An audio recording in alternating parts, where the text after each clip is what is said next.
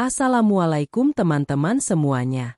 Di siang yang terik itu, aku hanya bisa menunduk saat ibu mertuaku melemparkan bungkusan baju daster pasar ke arahku, tepat di depan kakak iparku yang tertawa mengejek. "Arumi, besok ada acara penting di kantor Mas Bram di gedung DPRD. Jangan kau pakai baju lusuhmu itu, bikin malu keluarga saja," bentak Ibu Sari. Aku hanya diam, meraba kain batik murah yang kupakai, kain yang mereka anggap sampah, namun mereka tidak pernah tahu bahwa di balik kesederhanaan ini, aku menyimpan sebuah undangan yang akan membuat napas mereka tercekat. Saat aku melangkah menuju pintu masuk ruang rapat utama, Rika, kakak iparku, mencoba menarik lenganku untuk mengusirku keluar, namun langkahnya terhenti saat seluruh staf dan anggota dewan berdiri tegak dan membungkuk hormat padaku. Ternyata, sebelum kita mulai cerita ini, tuliskan dulu di kolom komentar, dari kota mana kalian menonton cerita ini. Dan jangan lupa untuk like dan subscribe channel ini. Yang sudah subscribe, like, dan komen semoga dimudahkan segala urusannya, dilapangkan rezekinya, disehatkan badannya, dan dikabulkan semua hajat dunia akhirat oleh Allah. Amin ya Rabbal Alamin. Sekarang mari kita mulai ceritanya. Siang itu, matahari seakan berada tepat di atas kepala, membakar aspal jalanan di depan rumah besar Ibu Sari. Aku, Arumi, sedang sibuk mencuci piring di dapur yang pengap ketika suara tawa melengking dari ruang tengah menusuk telingaku. Itu suara Rika, kakak iparku, yang baru saja pulang dari mall dengan kantong-kantong belanjaan bermerek. Ia sedang memamerkan sebuah tas kulit yang harganya mungkin setara dengan gajiku selama 6 bulan bekerja sebagai guru honorer dulu. Aku menarik napas panjang, mencoba menulikan telinga dari sindiran-sindiran halus yang mulai mengalir menuju dapur. Bagiku, rumah ini bukan lagi tempat berteduh, melainkan medan perang tanpa senjata di mana aku selalu menjadi pihak yang kalah. Ibu Sari masuk ke dapur dengan wajah masam, tangannya membawa sebuah gaun sutra yang sangat mewah. Tanpa aba-aba, ia melemparkan baju itu ke kursi meja makan yang ada di dekatku. "Cuci ini dengan tangan, jangan pakai mesin, kalau sampai rusak sedikit saja, kamu tidak akan sanggup menggantinya dengan uang belanjamu yang pas-pasan itu," katanya dengan nada merendahkan. Aku hanya mengangguk pelan, tanpa menoleh, karena aku tahu jika aku bicara, itu hanya akan memicu api yang lebih besar. Mataku tertuju pada baju yang kupakai, sebuah batik sogan yang sudah sedikit pudar warnanya, yang kubeli dari pasar tradisional 2 tahun lalu. Bagiku baju ini nyaman, tapi bagi mereka, ini adalah simbol kemiskinan yang memalukan. Masih saja dipakai baju itu. "Rum?" Rika tiba-tiba muncul di ambang pintu dapur sambil mengipasi dirinya dengan tangan yang penuh perhiasan. "DPRD itu tempat orang-orang terpandang. Besok Mas Bram akan ada rapat koordinasi besar-besaran di sana. Kalau kamu nekat datang menjemput Bayu atau sekadar mengantar makanan, tolonglah, ganti baju yang lebih layak.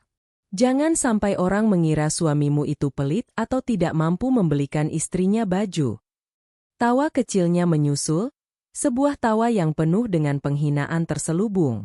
Aku hanya tersenyum tipis, sebuah senyuman yang sebenarnya menyimpan banyak sekali rahasia yang belum saatnya kubuka.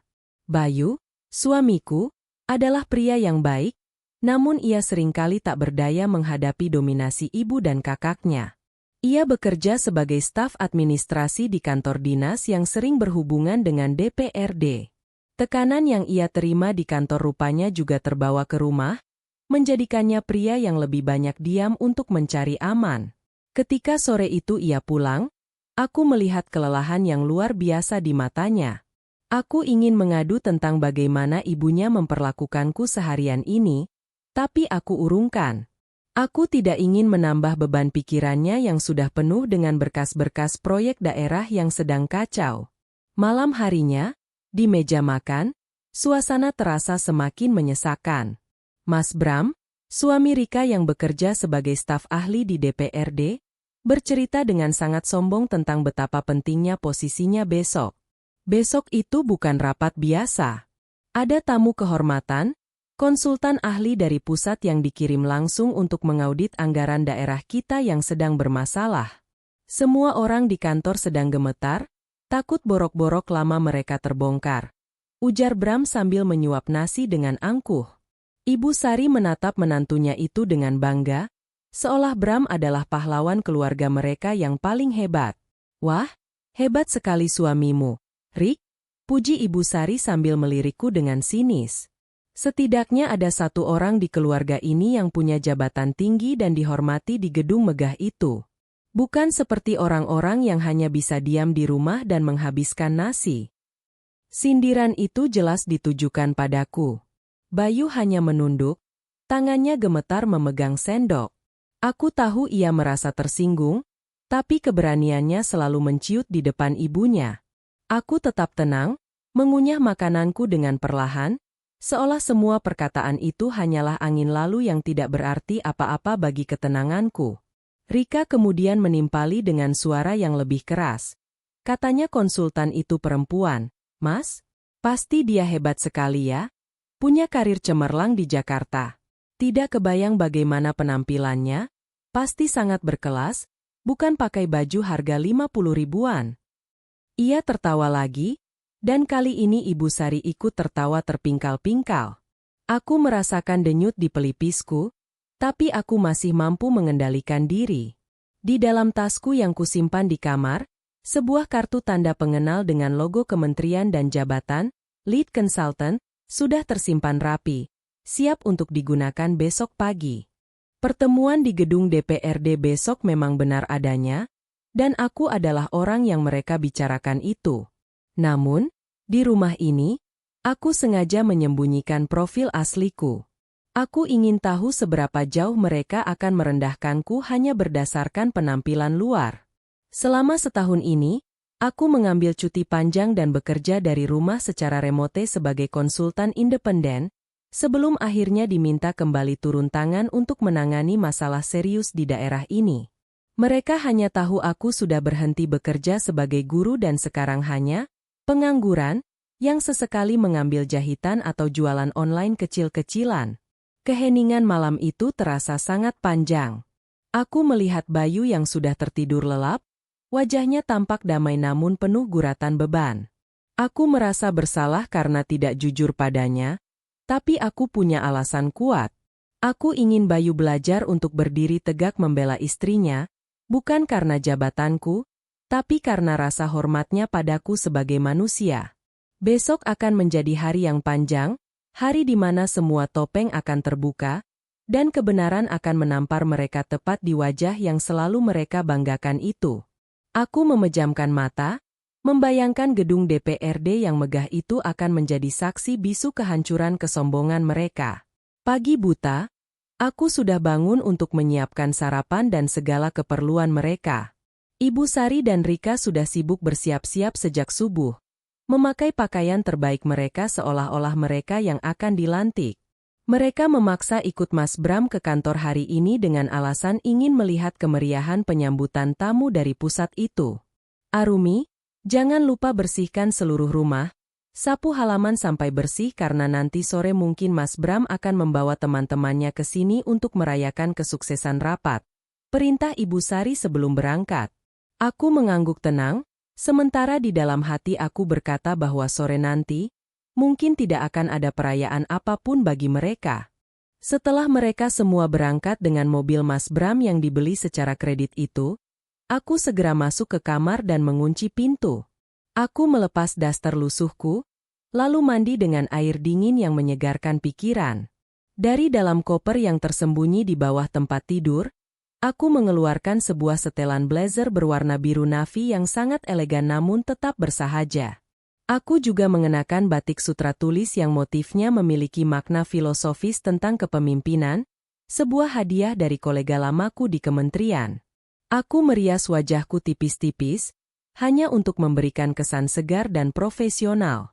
Cermin di depanku memantulkan sosok Arumi yang berbeda, bukan Arumi yang penurut dan tertindas, melainkan Arumi yang tegas dan berwibawa.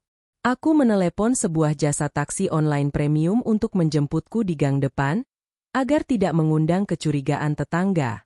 Saat aku melangkah keluar rumah, udara pagi masih terasa segar namun ketegangan di dalam dadaku mulai memuncak.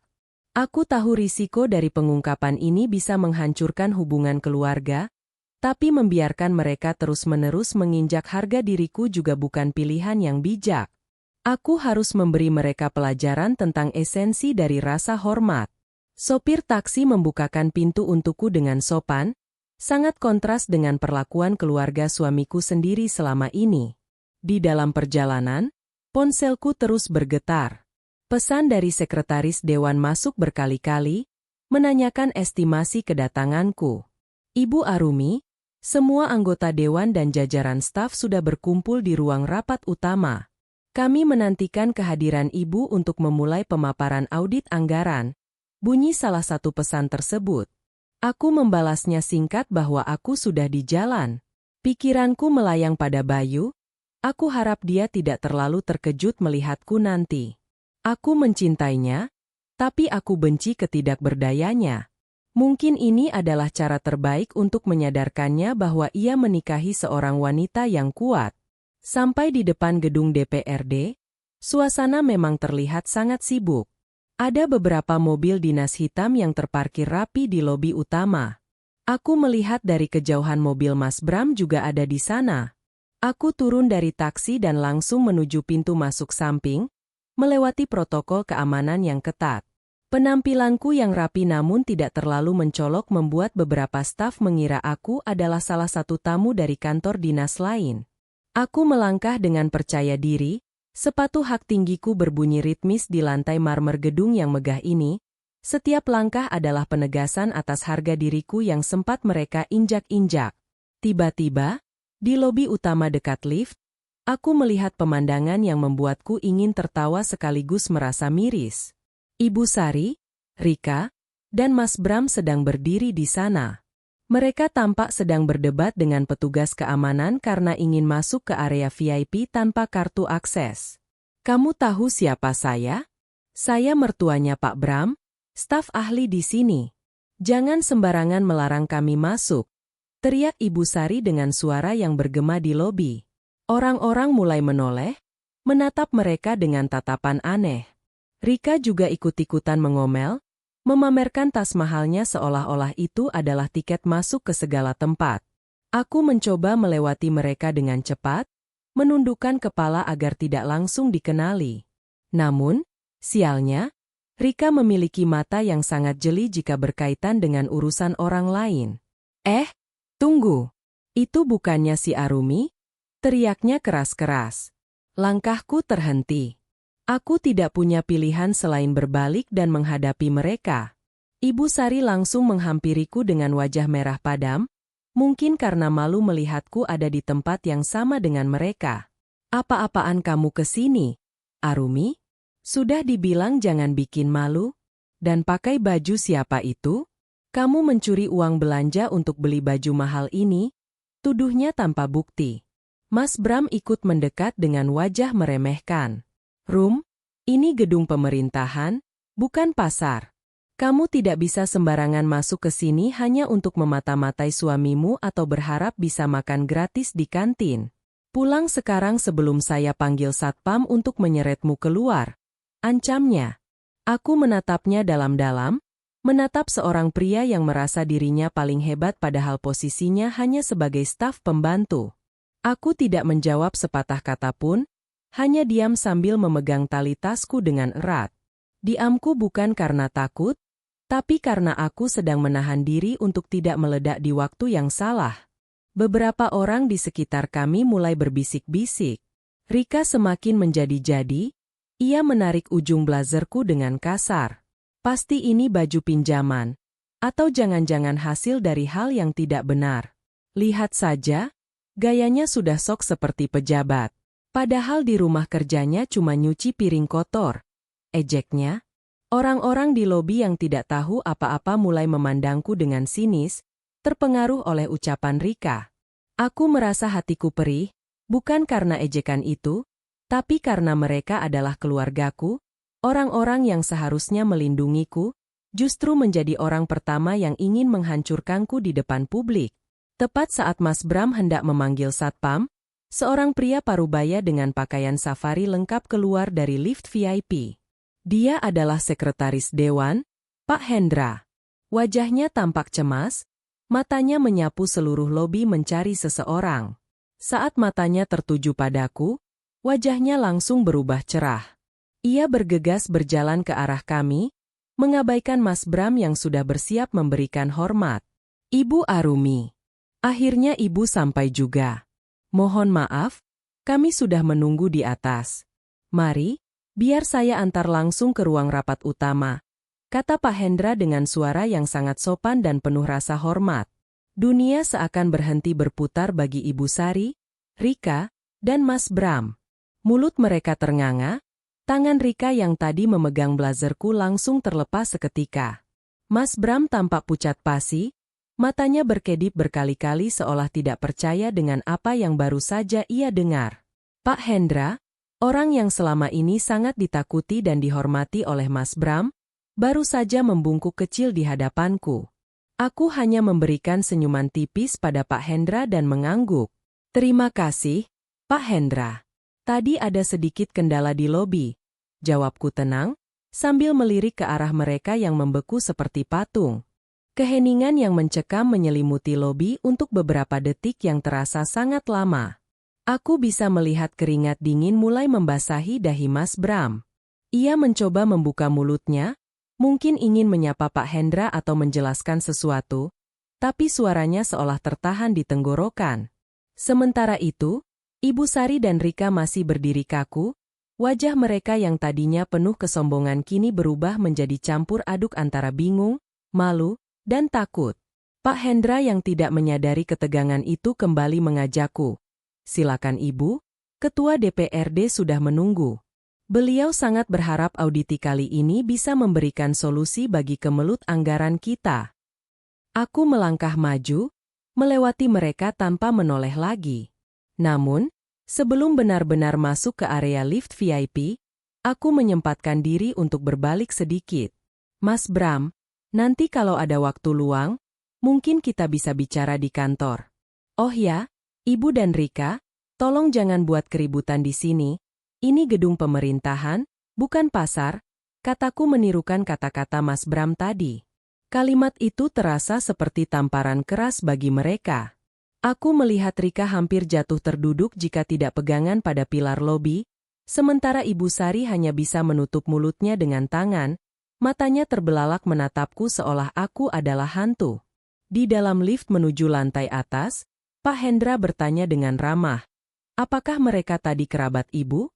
Sepertinya ada pembicaraan yang cukup serius. Aku hanya tersenyum sopan. Hanya urusan keluarga kecil, Pak. Tidak perlu dikhawatirkan. Mari kita fokus pada agenda hari ini. Aku tidak ingin masalah pribadiku mencemari profesionalisme kerjaku. Namun, aku tahu bahwa di lantai bawah, badai besar sedang menghantam pikiran mereka.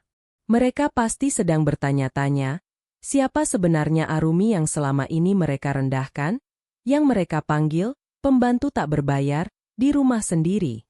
Pintu ruang rapat utama terbuka, dan suasana di dalamnya sangat formal. Puluhan pasang mata menatapku saat aku masuk. Di sana ada jajaran ketua dewan, para kepala dinas, dan tentu saja suamiku, Bayu, yang duduk di barisan staf pendukung di sudut ruangan. Aku melihat Bayu membelalakan matanya saat melihatku berjalan di samping sekretaris dewan. Pena yang ia pegang terjatuh ke lantai. Ia tampak sangat shock, wajahnya pucat dan ia seolah ingin berdiri tapi kakinya terasa lemas. Aku memberinya anggukan kecil, mencoba menenangkannya lewat tatapan mata, meski aku tahu itu mustahil. Ketua DPRD berdiri dan menyambutku dengan jabatan tangan yang hangat. Selamat datang, Ibu Arumi. Kami sudah mendengar reputasi Ibu dalam menangani audit kementerian di Jakarta. Kami sangat berterima kasih Ibu bersedia membantu daerah kelahiran Ibu sendiri. Ucap beliau dengan mikrofon yang suaranya menggema ke seluruh ruangan. Di barisan belakang, aku bisa melihat beberapa staf berbisik-bisik. Termasuk rekan-rekan kerja Bayu yang selama ini juga sering mendengar cerita miring tentang istrinya dari mulut Mas Bram. Kini, mereka semua melihat kebenaran yang tidak terbantahkan. Rapat dimulai, dan aku langsung mengambil alih podium. Aku memaparkan temuan awal audit yang sudah kukerjakan selama beberapa minggu terakhir dari rumah. Suaraku yang biasanya lembut di rumah, kini terdengar tegas dan penuh otoritas. Aku membedah satu demi satu kebocoran anggaran dengan data yang akurat. Ruangan itu menjadi sunyi senyap. Para pejabat yang biasanya banyak bicara kini hanya bisa menunduk atau mencatat dengan terburu-buru. Aku bukan lagi Arumi yang dihina karena baju murahnya. Aku adalah penguasa data yang memegang nasib karir mereka di tanganku. Sesekali aku melirik ke arah Bayu. Ia tampak masih dalam kondisi tidak percaya, namun perlahan aku melihat ada rasa bangga yang terpancar dari matanya. Ia mulai menegakkan punggungnya, menatapku dengan cara yang belum pernah ia lakukan sebelumnya. Di sisi lain, aku tahu berita tentang kehadiranku di ruangan ini pasti sudah sampai ke telinga Mas Bram yang berada di ruang staf. Aku bisa membayangkan betapa gemetarnya dia sekarang, mengingat betapa seringnya dia menyalahgunakan wewenang kecilnya dan bagaimana aku baru saja memaparkan penyalahgunaan anggaran di divisi tempat ia bekerja. Di tengah presentasiku, pintu ruangan terbuka sedikit. Aku melihat Mas Bram mencoba mengintip dari celah pintu dengan wajah penuh ketakutan. Dia pasti ingin memastikan apakah benar wanita yang di atas podium itu adalah adik iparnya yang selama ini ia injak-injak. Aku tidak berhenti, justru aku semakin menekankan pada bagian di mana ada indikasi manipulasi laporan perjalanan dinas staf ahli, posisi yang dijabat oleh Bram. Aku melihatnya langsung menutup pintu dan menghilang. Aku tahu dia sedang panik luar biasa, mungkin sedang menelepon Rika dan ibunya untuk memberitahu bahwa mereka baru saja melakukan kesalahan terbesar dalam hidup mereka. Rapat berlangsung selama 3 jam yang sangat intens. Aku menjawab setiap pertanyaan dengan lugas dan tanpa keraguan sedikit pun. Beberapa kepala dinas mencoba mendebat, namun mereka langsung terdiam saat aku menyodorkan bukti-bukti otentik yang tidak bisa disanggah. Saat rapat ditutup sementara untuk istirahat makan siang, Ketua DPRD menghampiriku lagi. Luar biasa, Ibu Arumi. Tajam dan tepat sasaran. Nanti saat makan siang, saya harap Ibu bersedia bergabung di ruang VIP bersama para pimpinan, ajaknya. Aku mengiyakan dengan sopan, namun aku meminta izin untuk berbicara sebentar dengan suamiku. Aku berjalan menghampiri Bayu yang masih mematung di kursinya. Teman-teman kantornya langsung menjauh dengan sopan, memberi kami ruang. Mas, panggilku pelan. Bayu berdiri, suaranya paruh saat menjawab, Rum, kenapa kamu tidak pernah cerita? Aku merasa seperti orang bodoh selama ini. Aku memegang tangannya yang dingin. Maafkan aku, Mas. Aku hanya ingin dihargai sebagai istrimu, bukan karena jabatanku. Tapi sepertinya keluargamu butuh cara yang lebih keras untuk mengerti. Bayu hanya menunduk, air mata tampak menggenang di sudut matanya. Ia sadar betapa buruknya perlakuan keluarganya padaku selama ini, dan betapa ia gagal melindungiku. Saat jam istirahat, aku sengaja keluar dari ruang rapat menuju area publik gedung DPRD. Aku tahu mereka pasti masih ada di sana, menunggu dengan perasaan yang tidak karuan. Benar saja, di dekat kantin, aku melihat Ibu Sari dan Rika duduk dengan wajah lesu. Mas Bram ada di depan mereka, mondar-mandir seperti ayam kehilangan induk. Begitu mereka melihatku berjalan mendekat dengan dikawal oleh 2 orang staf protokoler, mereka serentak berdiri. Tidak ada lagi tawa mengejek, tidak ada lagi tatapan merendahkan. Yang ada hanyalah wajah-wajah penuh ketakutan dan rasa malu yang mendalam. Rika adalah yang pertama mendekat, mencoba memegang tanganku dengan wajah yang dipaksakan tersenyum. Arumi, sayang, tadi itu kita cuma bercanda di lobi. Kamu tahu kan, Mbak Rika memang suka bicara ceplas-ceplos. Jangan dimasukkan ke hati ya. Suaranya gemetar, sangat berbeda dengan nada angkuh yang ia gunakan pagi tadi. Aku melepaskan tanganku dengan halus. Bercanda ya, Mbak? Sampai menarik baju saya dan menuduh saya mencuri? Di depan umum pula? Tanyaku dengan nada datar yang justru terasa lebih menyakitkan daripada bentakan. Rika langsung terdiam, wajahnya pucat pasi. Ibu Sari kemudian ikut bicara, suaranya tidak lagi menggelegar. Rum, ibu tidak tahu kalau kamu orang penting. Kalau ibu tahu, ibu tidak akan menyuruhmu mencuci baju atau membersihkan rumah. Maafkan ibu ya, Arumi. Kamu kan menantu ibu yang paling baik. Aku menatap mertuaku itu dengan rasa sedih. Sedih karena ternyata rasa hormatnya hanya didasarkan pada jabatan, bukan pada ketulusan. Jadi kalau saya bukan orang penting, ibu merasa berhak memperlakukan saya seperti pembantu? Begitu maksud ibu? Tanyaku langsung ke pokok masalah. Ibu Sari hanya bisa tergagap, tidak mampu menjawab pertanyaanku yang menohok itu. Mas Bram berdiri di belakang mereka, tidak berani menatap mataku. Aku menatapnya dan berkata, Mas Bram, sebagai staf di sini, Anda harusnya tahu tentang integritas. Saya tadi sudah memaparkan temuan audit di divisi Anda. Ada banyak laporan fiktif yang saya temukan.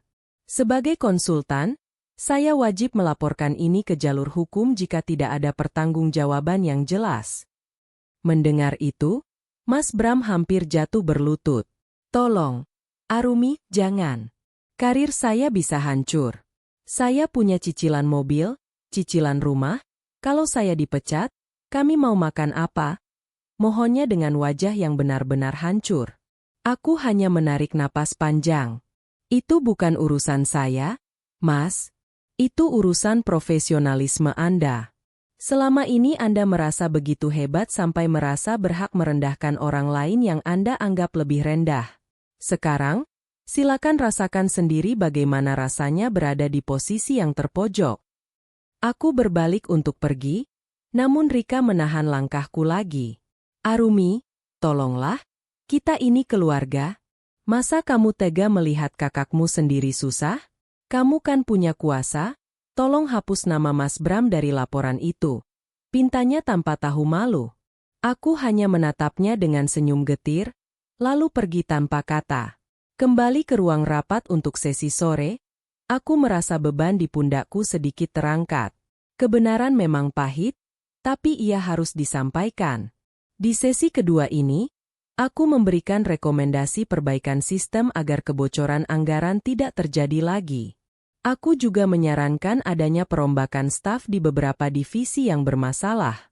Aku melihat Mas Bram dari kejauhan sedang diawasi oleh petugas internal. Ia tampak sedang diinterogasi awal. Inilah akibat dari kesombongan yang dibangun di atas fondasi yang rapuh. Mereka lupa bahwa roda kehidupan selalu berputar. Bayu mendekatiku saat rapat benar-benar berakhir di sore hari. Kali ini ia tampak lebih tenang. Rum, apapun keputusanmu tentang Mas Bram, aku akan mendukungmu. Aku sadar aku salah karena membiarkan mereka menginjak-injakmu. Terima kasih sudah memberiku pelajaran berharga hari ini, katanya dengan tulus. Aku memeluknya sebentar, memberikan kekuatan yang ia butuhkan. Aku tahu posisi Bayu sulit, tapi ia harus memilih untuk berdiri di sisi kebenaran atau terus menjadi budak ego keluarganya sendiri. Dan hari ini, ia memilih untuk bersamaku. Saat kami keluar dari gedung, mobil Mas Bram sudah tidak ada. Rupanya mereka sudah pulang lebih dulu. Mungkin karena terlalu malu untuk bertemu denganku lagi atau karena Bram harus mengurus urusan kantornya yang bermasalah. Aku dan Bayu memutuskan untuk pulang menggunakan taksi yang sama. Di sepanjang jalan, Bayu terus menggenggam tanganku. Aku tidak pernah menyangka istriku sehebat ini di depan para pejabat itu. Kamu terlihat sangat cantik dengan wibawa itu. Rum, pujinya. Aku tersenyum.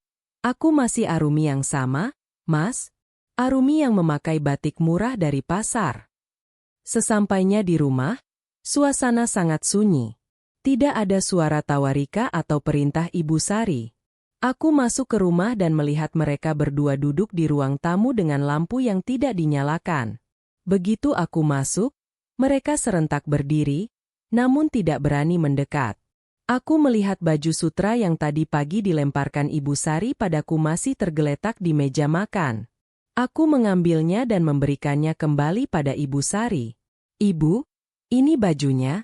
Saya tidak sempat mencucinya karena saya sibuk mengurus anggaran daerah. "Mungkin Ibu bisa mencucinya sendiri atau membawanya ke laundry," kataku pelan namun tegas. Malam itu, untuk pertama kalinya sejak aku menikah, aku tidak memasak untuk mereka. Aku dan Bayu memesan makanan dari luar dan menikmatinya di kamar. Aku mendengar Rika menangis di kamarnya, mungkin sedang bertengkar dengan Mas Bram atau meratapi nasib mereka yang terancam. Ibu Sari juga hanya diam di kamarnya. Rumah yang biasanya penuh dengan hiruk-pikuk kesombongan itu kini terasa seperti kuburan. Aku tahu ini baru permulaan dari perubahan besar dalam keluarga kami, tapi aku merasa damai karena aku tidak lagi menyembunyikan siapa diriku yang sebenarnya. Beberapa minggu berlalu sejak kejadian di gedung DPRD itu. Dampaknya sangat luar biasa bagi keluarga kami. Mas Bram akhirnya dicopot dari jabatannya sebagai staf ahli dan dipindahkan ke bagian umum dengan posisi yang sangat rendah sebagai sanksi administratif. Ia harus mengembalikan sejumlah uang yang ia gunakan dari anggaran perjalanan dinas fiktif. Mobil mewah yang selalu ia bangga-banggakan itu akhirnya ditarik oleh pihak leasing karena ia tidak lagi sanggup membayar cicilannya. Kesombongan mereka runtuh dalam sekejap, menyisakan kenyataan pahit yang harus mereka telan setiap hari. Rika juga tidak lagi terlihat memakai perhiasan berlebihan. Ia bahkan mulai mencoba berjualan kue secara online untuk membantu ekonomi keluarganya yang sedang terpuruk. Tidak ada lagi tawa mengejek atau hinaan tentang baju murahku. Setiap kali aku lewat di depannya, ia hanya menunduk malu atau mencoba menyapaku dengan suara yang sangat rendah. Aku tidak menyimpan dendam, aku tetap bersikap sopan padanya, tapi aku sudah menjaga jarak yang sangat tegas.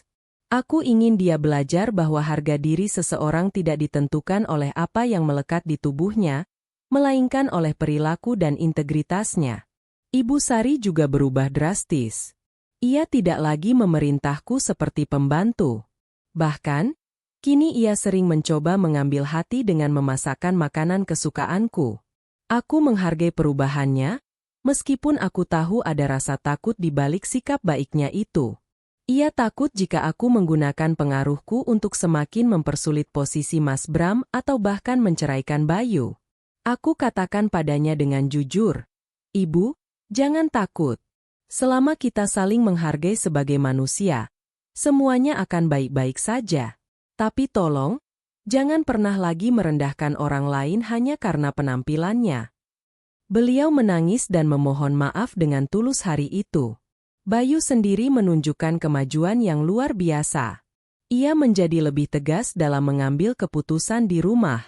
Ia mulai berani membela hak-hak kami sebagai pasangan mandiri. Ia juga mulai giat belajar untuk meningkatkan kompetensinya di kantor, agar ia bisa meraih kesuksesan dengan usahanya sendiri, bukan karena koneksi atau bantuan orang lain. Aku sangat bangga melihat transformasinya. Kami memutuskan untuk pindah ke rumah kami sendiri yang sudah lama kubeli dari hasil kerjaku namun belum sempat kuberitahu padanya. Rumah itu sederhana namun nyaman, tempat di mana kami bisa memulai hidup baru tanpa bayang-bayang tekanan keluarga. Pada suatu sore, saat aku sedang bersiap untuk berangkat ke Jakarta karena ada proyek baru dari kementerian, aku melihat batik murah yang dulu sering mereka tertawakan. Aku memakainya lagi hari ini.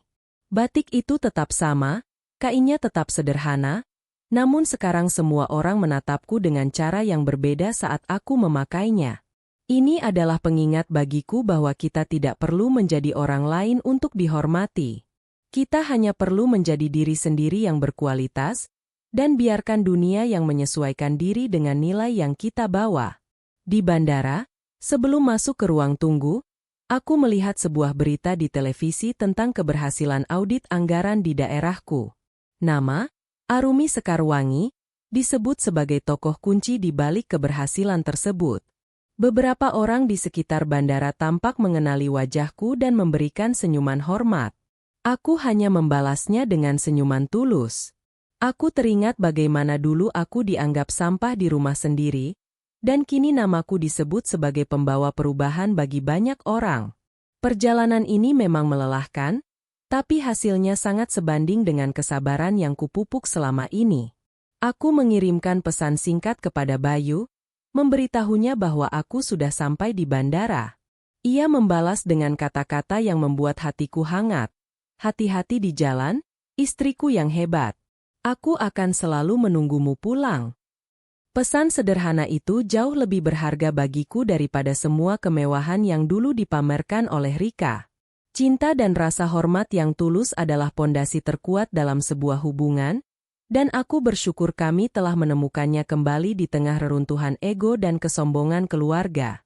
Keluarga suami akhirnya benar-benar sadar bahwa mereka telah salah menilai orang. Mereka sadar bahwa tamu kehormatan yang mereka cari-cari di gedung DPRD adalah orang yang setiap hari mereka suruh mencuci piring di dapur.